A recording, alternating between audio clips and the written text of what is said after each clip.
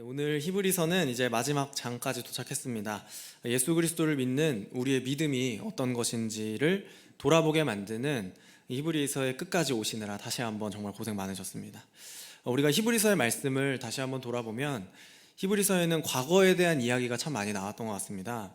이전 세대에 하나님께서 여러 모양과 또 여러 방법으로 주셨던 그 계시들과 아들이신 예수 그리스도라는 가장 완전하고 탁월한 계시, 그리고 이전 세대의 율법과 제사 제도, 그리고 예수 그리스도께서 완성하신 그 더 나은 제사, 그리고 후반부에는 과거에 하나님께서 주신 그 약속들을 따라서 믿음의 삶을 살았던 과거의 많은 믿음의 선배들에 대한 이야기가 우리에게 담대함을 주기도 했습니다. 그러나 이제는 과거의 이야기들을 듣는 그 시간이 다 지나고 우리 앞에 히브리서의 마지막 장이 남아 있습니다. 이 편지를 다 읽게 된다면 이제 성도들 앞에는 여전히 우리의 마음을 어렵게 만들 수 있고 또 우리의 삶을 흔드는 오늘이 주어져 있습니다. 그렇다면 이제 우리는 이 오늘이라는 시간을 어떻게 보내야 할까요? 히브리서가 이야기하고 있듯이 그 믿음을 지키고 그 믿음의 범위 안에서 버텨내기 위해서 우리는 어떤 태도와 또 어떤 실천으로 오늘을 살아내야 할까요? 오늘 말씀을 통해서 주어질 오늘을 그 살아갈 은혜를 경험하시기를 축복을 드립니다. 우리의 부족한 지혜와 연약한 능력이 아니라 하나님께서 무궁히 베풀어 주시는 그 은혜가 날마다 샘솟아서 그 은혜로 말미암아 주어진 현실의 고민과 또한 그 모순을 이겨내는 귀한 성도님들 한 사람 한 사람 되시기를 주님의 이름으로 축복을 드립니다.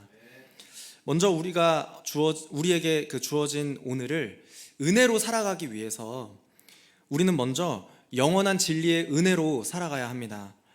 진리가 변함없이 동일하기 때문에, 그 진리가 가진 능력이 영원토록 동일하기 때문에 우리에게 주어지는 그 은혜가 있다는 것입니다. 우리가 살아가는 세상은 변하고 또 우리 마음에도 정해진 것은 없지만 예수 그리스도가 동일하시기 때문에 우리는 그 굳건한 반석 위에 우리의 흔들리는 삶을 고정시키는 그 은혜를 누릴 수 있다는 것입니다. 히브리서 13장 7절 말씀입니다. 하나님의 말씀을 너희에게 일러주고 너희를 인도하던 자들을 생각하며 그들의 행실의 결말을 주의하여 보고 그들의 믿음을 본받으라. 아멘.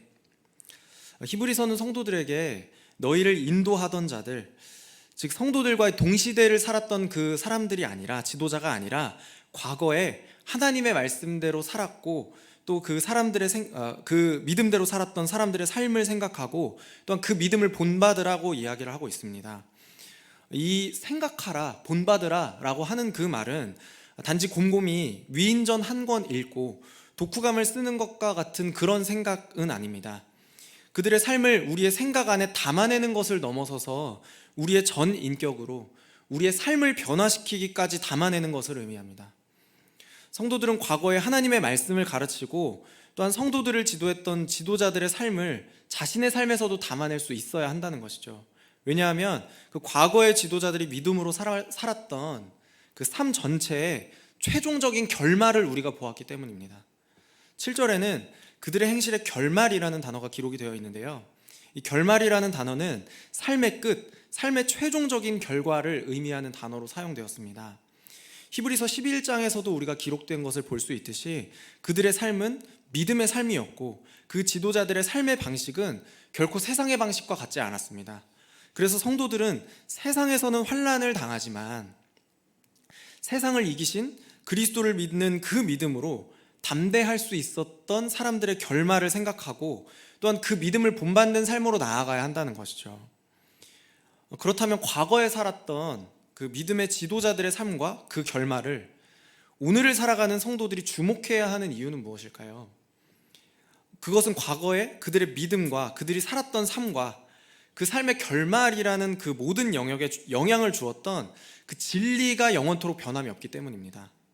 히브리서 13장 8절 말씀입니다. 우리 다시 한번 더 같이 한번 읽어보겠습니다. 예수 그리스도는 어제나 오늘이나 영원토록 동일하시니라. 아멘. 여러분, 진리가 영원히 동일하기 때문에 그들과 시대는 다르지만 여전히 우리 가운데 영원한 진리 가운데서 살아갈 그 이유가 충분히 있다는 것입니다. 우리에게 믿음을 선물로 주시고 당신의 뜻 가운데로 부르시는 그 예수님께서 영원토록 동일하심을 믿으시길 바랍니다. 히브리서 11장에서 우리는 그 믿음의 조상들이 살았던 놀라운 삶의 방식, 그리고 세상이 감당할 수 없고 채워줄 수 없는 그 하나님의 꿈과 약속이 있다라는 것을 함께 나누었습니다. 과거에 그들에게 말씀하시고 또 그들의 삶을 변화시키시고 그 믿음의 길을 걸어가게 하시는 그 예수님께서 지금도 우리 가운데 살아계셔서 말씀하고 계시고 영원토록 변함없는 그 진리 가운데로 우리를 인도하신다는 것을 깨닫는다면 우리가 그 영원한 진리 가운데에서 주어진 오늘을 살아갈 은혜를 얻을 수 있다는 것입니다. 그렇다면 예수 그리스도라는 그 진리가 어제나 오늘이나 영원토록 동일하다는 그 사실이 우리에게 주는 은혜는 무엇일까요? 먼저 저와 여러분을 부르신 그 하나님의 부르심이 결코 파기되거나 의심을 받지 않을 것입니다. 왜냐하면 과거에도 오늘날에도 하나님께서 사람을 부르실 때에는 인간의 어떠함을 보시고 부르시는 것이 아니라 하나님의 은혜와 사랑, 그 신실함을 근거로 부르시는 분이시기 때문입니다. 여러분, 우리가 살펴본 것처럼 믿음의 조상들도 사실은 별거 없는 인간이었을 뿐이었습니다. 결점이 있고 실수를 저지를 때도 있는 그런 연약함이 있는 인간이었습니다. 그러나 하나님께서는 그들을 불러주셨고 그 부르심이 결코 후퇴하지 않았습니다.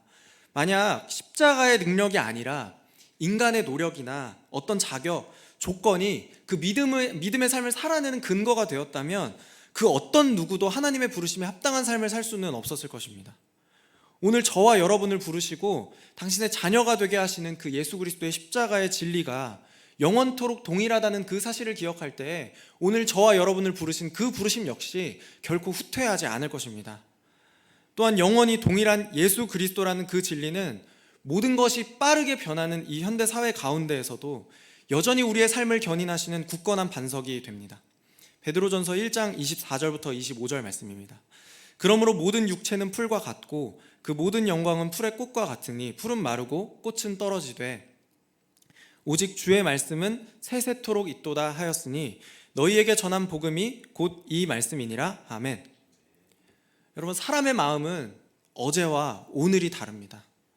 오늘날 우리가 살아가는 환경도 어제가 다르고 오늘이 다르죠.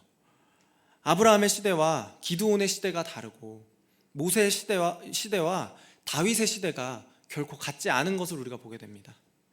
아마 같은 신약의 시대일지라도 예수님께서 사셨던 그 신약의 시대와 우리의 시대는 정말 많은 차이가 있을 겁니다. 그러나 변하지 않는 시대와 환경 속에서도 우리를 붙드시는 그 진리가 영원히 동일하다는 것입니다. 오늘날 종교가 단지, 기독교가 단지 여가 생활의 하나로, 또한 보편적인 도덕과 윤리 정도로 치부되고 또 심지어는 시대착오적이라는 오해를 받는 시대에라도 예수 그리스도라는 그 진리는 영원히 동일하게 우리의 삶을 붙들고 있음을 기억하시기를 바랍니다. 성도 여러분, 그래서 주어진 오늘을 살아갈 때에 어제나 오늘이나 영원토록 변함없으신 예수 그리스도라는 진리 안에서 살아가는 그런 성도님들 되시기를 축복을 드립니다. 복음의 영원한 진리 안에서 우리에게 믿음을 선물로 주시고 또한 주어진 오늘을 은혜로 살아가게 하시는 하나님을 의지하는 믿음이 더해지시기를 다시 한번 주님의 이름으로 축복을 드립니다. 두 번째로, 주어진 오늘을 은혜 가운데에서 살아가기 위해서 우리는 율법이 아니라 은혜의 법으로 살아가야 합니다. 신앙을 가지고 살아가는 그 생활 가운데에서 우리가 흘러 떠내려가지 않을 수 있는 방법, 또한 어떠한 파도에도 휩쓸리지 않고 버티고 서게 하는 것은 우리가 정해놓은 신학의 규칙들이 아니라는 것입니다. 우리가 하나님을 믿는 믿음에서 이탈하지 않을 수 있도록 도와주는 것은 우리가 자격 없는 은혜를 받았다는 그 사실을 기억하는 것, 예수님의 십자가의 은혜를 묵상하고 그것을 계속해서 곱씹고 잊어버리지 않는 것이 우리를 버티게 해준다는 것입니다. 히브리서 13장 9절 말씀입니다. 여러 가지 다른 교훈에 끌리지 말라. 마음은 은혜로서 굳게 함이 아름답고 음식으로서 할 것이 아니니 음식으로 말미암아 행한 자는 유익을 얻지 못하였느니라. 아멘. 여러분, 이 말씀은 우리에게 여러 가지 다른 교훈에 휩쓸리지 말라고, 끌리지 말라고 그렇게 권면하고 있습니다.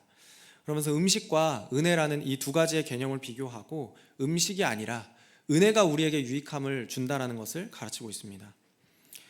저희가 이전에도 계속해서 살펴봤던 것처럼 히브리서는 유대교와 기독교의 연속성 안에서 복음을 설명하고 있습니다.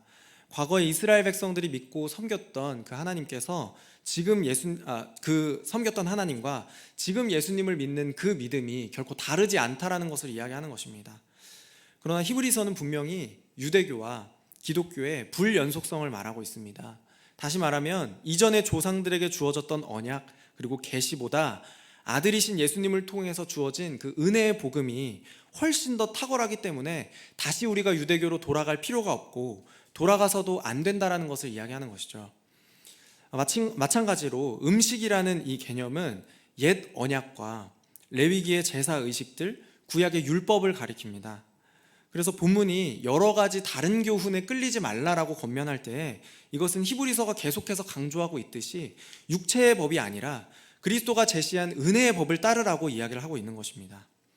로마서 7장 6절의 말씀입니다. 이제는 우리가 얽매였던 것에 대하여 죽었으므로 율법에서 벗어났으니 이러므로 우리가 영의 새로운 것으로 섬길 것이요 율법 조문의 묵은 것으로 아니할지니라. 율법에 얽매여서 따르는 규례들은 우리를 결코 강건하게 해주지 않는다는 것입니다. 기록된 문자가 우리를 변화시키고 기록된 그 율법의 조문이 우리를 새롭게 하는 것이 아니라 성령의 새로운 법칙이 우리를 강건하게 만들어주기 때문입니다.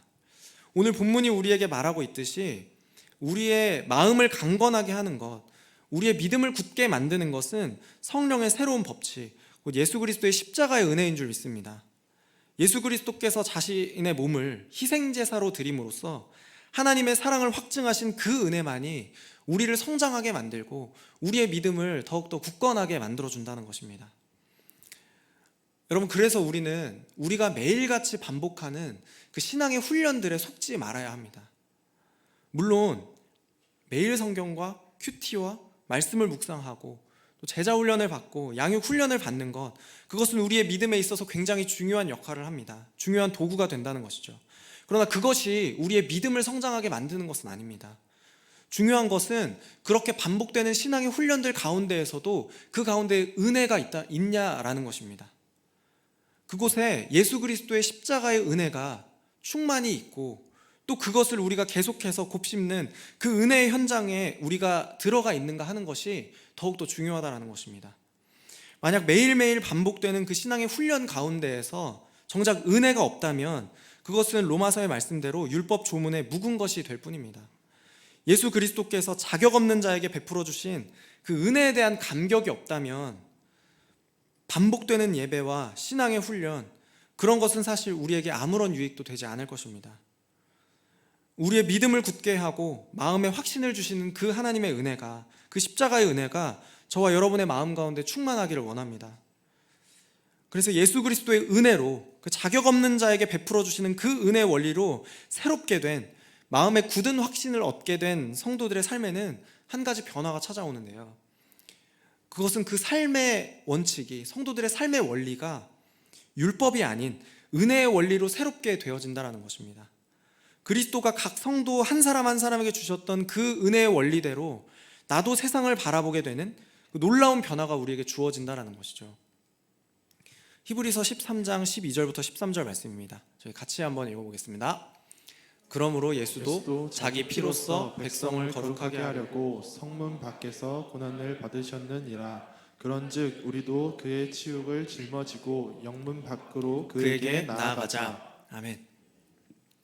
여러분, 예수님께서 고난을 받으신 이유가 무엇일까요? 예수님께서 고난을 받으신 이유는 그분이 자기 백성이라고 여기시는 저와 여러분 때문이지 않나요?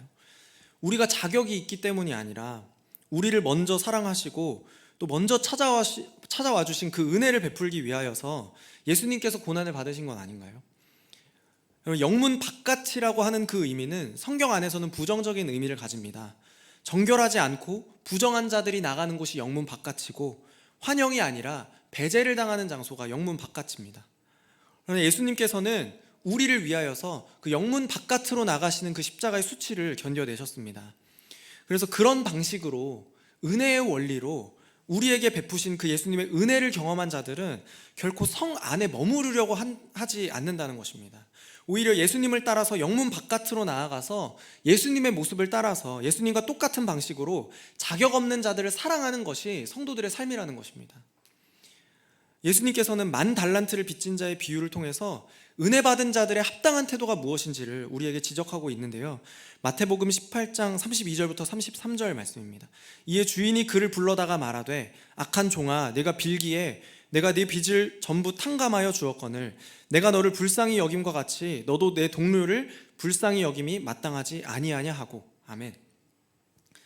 성도 여러분, 오늘 예수님의 이 말씀을 기억하며 우리가 갚을 수 없는 10,000달란트의 빚을 탕감받은 자라는 것을 기억하는 은혜가 우리에게 있기를 바랍니다. 10,000달란트의 빚을 탕감받은 은혜를 경험한 자라면 마땅히 그 은혜대로, 그 은혜의 원리대로 우리도 다른 사람들에게 똑같은 은혜를 베풀 수 있고, 또 내가 주님께 불쌍히 여김을 받은 것처럼 은혜의 마음과 긍휼의 눈으로 세상을 바라보는 그런 은혜의 원리로 살아가는 저와 여러분 되시기를 축복을 드립니다. 마지막으로 주어진 오늘을 은혜 안에서 살아가기 위해서 우리는 우리의 모든 삶을 예배의 순간으로 살아가는 그런 성도가 되어야 합니다. 하나님께서 우리에게 주신 은혜가 있다는 것을 알기 때문에 또 우리의 모든 순간을 하나님께서 기뻐하실 만한 산 제사로 드리는 삶이 주어진 오늘을 살아가는 그 성도의 삶이 되어야 하는 줄 믿습니다. 주어진 오늘의 시간 동안에 우리의 삶을 하나님 앞에 거룩한 산 제물로 봉헌할 수 있는 그런 성도들 되시기를 바랍니다. 히브리서 13장 15절 말씀입니다. 그러므로 우리는 예수로 말미암아 항상 찬송의 제사를 드리자, 찬송의 제사를 하나님께 드리자. 이는 그 이름을 증언하는 입술의 열매니라. 아멘. 본문의 15절은 우리에게 예수로 말미암아 항상 찬송의 제사를 하나님께 드리자고 권면하고 또 격려하고 있습니다. 우리의 속죄를 위해서 흘리신 그 예수님의 피가 아니라면 우리는 하나님께 나아갈 수 없고 하나님께 제사를 드릴 수 없고 하나님께 예배할 수 없는 자들입니다. 오히려 예수님 없이 우리가 하는 그 모든 행위가 하나님의 용납을 받을 수 없는 행위가 될 수 있다는 것이죠. 그러나 이제는 그리스도 예수로 말미암아서 우리에게 새로운 길이 열렸습니다. 우리의 유일한 길과 진리 또한 생명이신 예수님으로 말미암아 우리가 하나님과 화평을 누리게 된 것입니다. 그래서 우리가 드리는 그 삶의 제사는 이제는 우리의 죄의 문제를 위한 속죄의 제사가 아닙니다.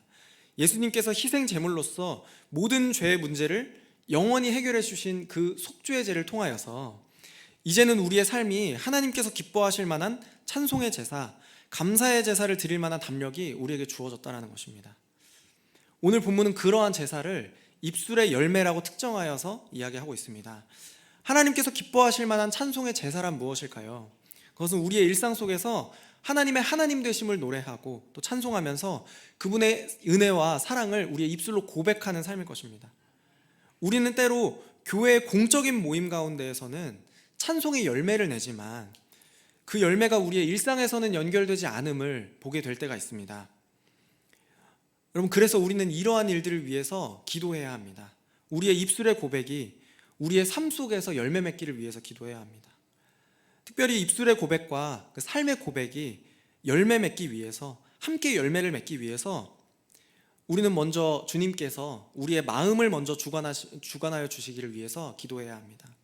우리의 외적인 표현이 하나님 앞에서 찬송의 제사가 되기 위하여서 하나님 우리의 마음을 거룩하게 해주세요, 하나님 우리의 마음을 먼저 변화시켜 주세요 라고 기도하는 그런 기도가 먼저 선행되어야 할 것입니다. 계속해서 하나님께서 기뻐하시는 그 찬송의 제사를 드리는 삶을 16절과 17절에서 공동체적인 실천을 수반하는 것으로 기록하고 있는데요. 히브리서 13장 16절부터 17절 말씀입니다. 저희 같이 한번 다시 읽어보겠습니다. 오직 선을 행함과 서로 나누어 주기를 잊지 말라. 하나님은 이 같은 제사를 기뻐하시느니라. 너희를 인도하는 자들에게 순종하고 복종하라. 그들은 너희 영혼을 위하여 경성하기를 자신들이 청산한 자인 것 같이 하느니라. 그들로 하여금 즐거움으로 이것을 하게 하고 근심으로 하게 하지 말라. 그렇지 않으면 너희에게 유익이 없느니라. 아멘. 여러분, 하나님께서 기뻐하시는 찬송의 제사는 분명 하나님께서 기뻐하시는 그 뜻을 이루는 삶일 겁니다. 하나님께서 우리에게 베풀어 주시는 그 은혜와 자비를, 우리의 삶에 담는 실제적인 행위를 여기에서는 물질적인 소유를 베푸는 관대함, 자신의 것을 기꺼이 포기하고 남의 부족함을 채우는 것으로 맺는 열매라고 설명하고 있습니다. 또한 교회 공동체 가운데에서 영적인 지도자들에게 순종하는 것이 유익한 일이라고 이야기를 합니다. 모든 사람에게는 다 결점이 있고 모든 사람에게는 다 연약함이 있습니다. 그런 인간적인 모습을 보면 사실 순종이 쉽지 않음을 깨닫게 됩니다. 그러나 그것이 각 사람에게 유익한 것은 사람의 권위를 보고 순종하는 것이 아니라 각 사람을 교회 안에서 주의 일을 맡은 자로 세우신 그 그리스도의 이름의 권위에 순종하는 일이기 때문입니다. 그래서 앞에 서 있는 사람들의 평안과 앞에 서 있는 사람들의 권위를 위해서가 아니라 공동체의 유익을 위해서 맡은 자들을 위해서 기도해 주시기를 부탁을 드리겠습니다. 순종할 자격이 있기 때문이 아니라 그들에게 하나님께서 맡겨주신 책임과 그 말씀의 권위와 공동체의 안녕을 위해서 기도해 주시기 바랍니다. 그래서 영적인 지도자들이 되시는 저희 순장님들, 그리고 각 부서의 부장님들과 또한 주일학교의 교사분들을 위해서 계속해서 기도를 멈추지 말아주시기를 부탁을 드리겠습니다. 그래서 제가 좋은 그 프로그램을 하나 소개해 드리려고 하는데요, 그 밖에 들어오시다 보면 포스터가 하나 붙어 있습니다. 7월 한 달 동안 특별 금요기도의 가운데에서 하나님께서 맡겨주신 일들을 위하여서 기도하고 또 우리의 공동체의 유익과 또 하나님께서 맡겨주신 그 은혜의 일들을 위해서 이 자리에서 하나님께 찬송하고 또 하나님께 기도할 수 있는 그런 귀한 자리가 되었으면 좋겠습니다. 성도 여러분, 하나님께서는 우리의 찬송의 제사를 받기에 합당하신 분이십니다. 특별히 예배의 현장에서 뿐만 아니라 우리의 삶의 모든 순간에서 하나님은 우리의 예배를 받기에 합당하신 분이십니다. 우리의 제사를 받기에 합당하신 그 하나님께 감사함으로 또 우리의 삶 전부를 봉헌할 수 있는 그런 귀한 성도님들 되시기를 바랍니다. 우리의 입술에 열매가 맺히는 삶의 은밀한 순간에서와 또 하나님께서 허락하신 그 공동체 가운데에서 주님의 뜻을 이루며 살아가는 저와 여러분 되시기를 다시 한번 주님의 이름으로 축복을 드립니다. 말씀을 정리하려고 합니다. 주어진 오늘을 살아내기 위해서 우리는 먼저 영원히 동일한 진리가 우리에게 주는 그 은혜로 살아가야 합니다. 세상이 변하고 상황이 요동치더라도 변하지 않는 진리인 그 예수 그리스도를 붙잡는 은혜가 저와 여러분 가운데 있기를 소망합니다. 또한 율법의 원리가 아니라 은혜의 법으로 십자가가 주는 그 억지스러운 그 은혜의 법이 우리를 살려내신 그 은혜의 원리가 우리의 삶의 원리가 되기를 원합니다. 마지막으로 우리의 모든 삶이 하나님께 드려지게 합당한 그 찬송의 제사로 드리면서 우리의 삶 전부를 하나님 앞에 봉헌하는 그런 저와 여러분 되시기를 다시 한번 주님의 이름으로 축복을 드립니다.